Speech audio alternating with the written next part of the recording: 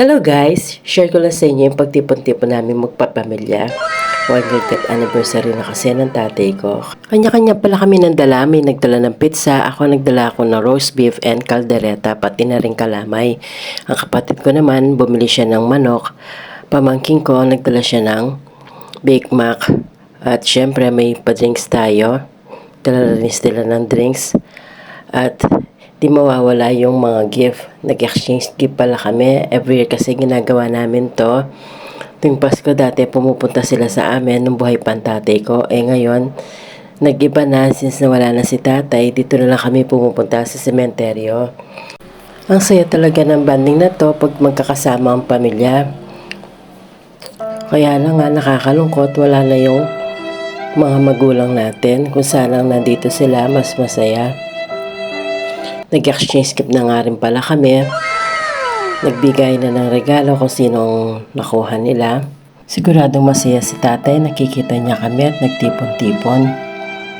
At eto na nga po, nagpicture-picture na kami sa remembrance. Nag-open na rin kami ng mga gifts. Nakuha ko pala yung lipstick.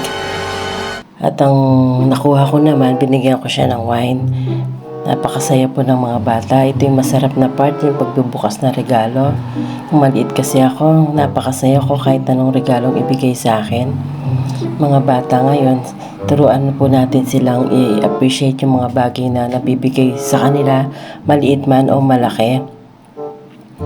At ito na nga po, kitang-kita sa mukha nila ang galak at tuwa tuwing bubuksan nila ang kanilang mga regalo. And after na nga po nito, syempre, kainan na po. Nag-enjoy naman po sila sa food sa hinanda nating pagkain.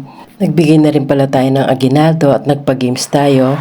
Napakasaya naman ng games kasi tuwang-tuwa sila ang pang-gift natin mga chocolates. After nito, umaambo-ambo na at umuwi na rin kami. Yun lang po yung share ko. Thanks for watching. Have a good day.